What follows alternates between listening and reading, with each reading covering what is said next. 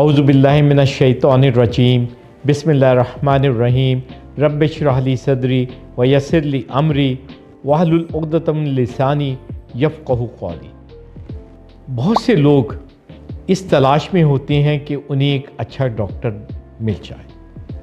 आप सब भी इस तलाश में होते होंगे, तो इसलिए मैंने एक थोड़ा सा सिलसिला ये भी शुरू किया है कि अच्छे डॉक्टर में क्या खूबी होनी चाहिए। हम उस पर 2 दफ़ा पहले बात कर चुके हैं। आज हम बात करेंगे कि अच्छे डॉक्टर की तशख़ीस का क्या, मरीज़ देखने का, मुआयने का क्या अंदाज़ होना चाहिए। ये दोनों के लिए अहम है। मरीज़ के लिए इसलिए अहम है कि उसको पता चल जाएगा कि भाई डॉक्टर को मुझे किस तरह देखना चाहिए, और डॉक्टर के लिए अहम है क्योंकि इस तरह उसको बीमारी की सही समझ आ जाएगी। देखें, जब आपके पास कोई मरीज़ आता है तो वो सिर्फ अलामात के साथ आता है। बाज़ लोग होते हैं वो क्या करेंगे कि जैसी अलामात देखी फौरी तौर पे उन्होंने आपको कोई दवा लिखना शुरू कर दी। तो ये आप अलामात को ट्रीट कर रहे हैं, अलामात का इलाज कर रहे हैं, बीमारी का इलाज नहीं कर रहे। जैसे ही अंदर मरीज़ दाखिल हुआ, वो तो इतने तजर्बे के बाद कोई भी पहचान लेगा कि ये उदास दिखाई देता है या इसको जुनून की बीमारी है, मेनिया है। तो ये तो इलाज नहीं हुआ कि आपने फौरी तौर पे दवा लिख दी। नहीं, जब आप उसकी मुकम्मल तफसीली हिस्ट्री लेते हैं और हिस्ट्री लेने के बाद आप ये देखते हैं कि इन अलामात का उसकी ज़िंदगी पर क्या इम्पैक्ट पड़ा रहा है, उससे क्या उसको असरात उसके पैदा हो रहे हैं, तो फिर आपने एक तरीक़े से उससे तफसीली हिस्ट्री ली और तफसीली मुआयना किया, तो आप क्या जान सकते हैं कि ये अलामात जो उसकी हैं ये क्यों हो रही हैं। और सबसे बढ़कर ये, क्या इन अलामात के पीछे कोई जिस्मानी बीमारी तो नहीं है।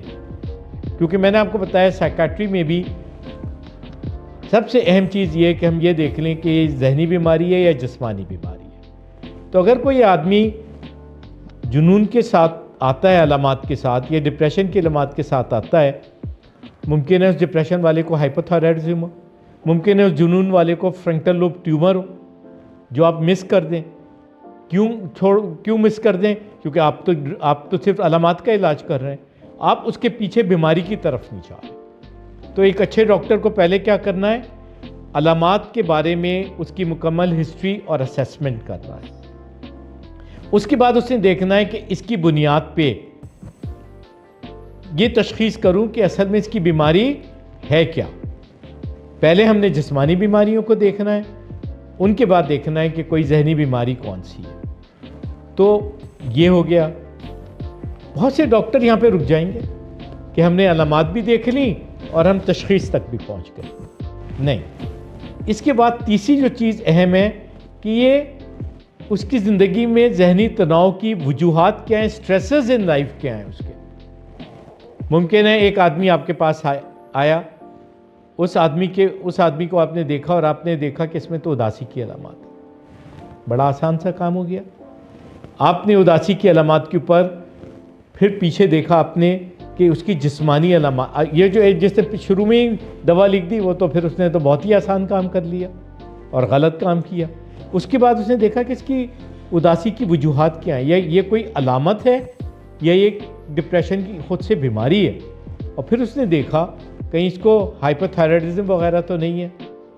अब ये डॉक्टर उससे बेहतर है क्योंकि तशख़ीस पे जाना चाहता है, लेकिन उसको हाइपोथायराइडिज्म भी नहीं है उस बंदे को, और उसको असल में उदासी की सिर्फ अलामात हैं। तो ये तो मालूम करें कि उसके स्ट्रेसेस क्या हैं। क्या पता उसके बेगम से बहुत झगड़े हो रहे हों, या क्या पता उसकी जो बेगम है वो ससुराल में, वो जो खातून है उसके ससुराल में बहुत से मसाइल हों। जब तक वो मसाइल हल नहीं होंगे या आपको उसका इदराक नहीं होगा, तो आप उसकी तशख़ीस करने के बाद भी उदासी की, आप उसका इलाज तो प्रॉपर नहीं कर सकेंगे सही तरीके से। तो सबसे पहले आपको क्या पता होना चाहिए, अलामात क्या हैं।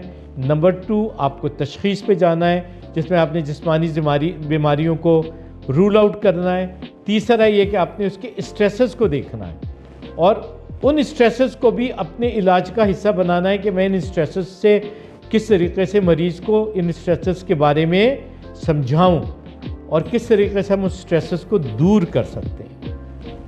پھر اس کے بعد جو مرحلہ آتا ہے وہ ہے مریض کی شخصیت کو سمجھنے کا، کیونکہ ایک آدمی جس کی شخصیت میں کوئی ایسی چیزیں جو پریشانی والی ہیں، تو جب تک آپ ان چیزوں کو دور نہیں کریں گے، جب تک یا اس کے اوپر اس کو سمجھائیں گے کہ کس طرح وہ اپنی ان شخصی کمزوریوں پہ قابو پا سکتا ہے، جب تک مسئلہ حل نہیں ہوگا۔ اس کے بعد آخری جو مرحلہ ہوتا ہے جو سائیکالوجسٹ سے صرف ریلیٹڈ ہے اور سائیکیٹرسٹ سے، وہ ہے کہ آپ یہ دیکھتے ہیں کہ ڈیفنس میکینزمز کے کون سے ہیں۔ مثلا بعض لوگ ہوتے ہیں جو ہر پریشانی کو ڈینائل میں چلے جاتے ہیں، سمجھتے ہیں کہ پریشانی ایگزسٹ ہی نہیں کرتی، یا اپنی طرف یا وہ جو ہیں ان کو فیس نہیں کرنا چاہتے، اوائڈ کرنا چاہتے ہیں۔ تو ایک طریقے سے یہ پورا ایک سلسلہ ہے جو بہت اہم ہے۔ یہ صرف سائیکیٹرسٹ کے لیے اہم نہیں ہے، یہ ایک عام ڈاکٹر کے لیے بھی اہم ہے۔ مثلا ایک ڈاکٹر ڈائبٹیز کی تکلیف کے ساتھ آیا، آپ نے اس کو صرف اس کی علامات کو دیکھتے ہوئے اور اس کا ایک آدھ ٹیسٹ کروا لیا، تو آپ اس کا مطلب ہے علامات کو دیکھ لیا اور پھر آپ نے اس کی تشخیص کے لیے کچھ ٹیسٹ کروا لیے، تشخیص اب آپ نے کر لی کہ اس کو ڈائبٹیز ہے، لیکن آپ نے سٹریسز معلوم نہیں کیے، تو آپ کو کیا پتا کہ اصل میں گھر میں اتنے مسائل چل رہے ہیں کہ اس کو تو صرف میں نے جسمانی طور پہ نہیں، ذہنی طور پہ بھی دیکھنا ہے کہ اس کو کوئی اداسی، پریشانی، کوئی اور چیزیں تو نہیں ہیں۔ تو اگر وہ چیزیں ہیں تو اس کا مطلب ہے کہ ہم نے اس کا نفسیاتی علاج بھی ساتھ میں کرنا ہے، یا خود اس کو پوچھنا ہے کہ تم کو اداس ہو تو کیا مسئلہ ہے تمہارا۔ اس کے بعد اس کے لیے بھی یہ ضروری ہے یہ جاننا کہ اس کا لائف سٹائل کیا ہے اور اس کے لائف سٹائل میں کیا کیا تبدیلیاں ہونی چاہیے، اس کو اپنی شخصیت کے کن حصوں پہ قابو رکھنا چاہیے۔ تو دیکھو، ایک ڈائبٹیز ایک بیماری نہیں ہے، یا ہائپر ٹینشن، ذیابطس یا بلند فشار خون ایک بیماری صرف نہیں ہے، اس میں بھی آپ کو اس کی علامات کو پہچاننا، اس کی تشخیص پہ جانا، اس کے سٹریسز کو معلوم کرنا، اس کی شخصیت کو تھوڑا سا معلوم کرنا، یہ سب چیزیں بہت اہم ہیں۔ تو اگر آپ ایک اچھا ڈاکٹر بننا چاہتے ہیں تو اس کے لیے ضروری ہے کہ آپ مریض کو اچھے طریقے سے سنیں، اچھے طریقے سے اس کا معائنہ کریں، نو ٹچ ٹیکنیک پہ نہ جائیں، صحیح طریقے سے معائنہ کریں، اور اس کے صرف بائیولوجیکل ایشوز کو نہ دیکھیں، سائیکولوجیکل، سوشل، انوائرمنٹل اور اسپریچول چیزوں کو بھی دیکھ رہے ہوں۔ تو پھر اسی صورت میں آپ ایک اچھے ڈاکٹر بنیں گے جس نے اچھے طریقے سے معائنہ کیا ہوگا اور مریض کو اپنے مریض کو پارٹنرنگ ٹریٹمنٹ بنایا ہوگا۔ شکریہ۔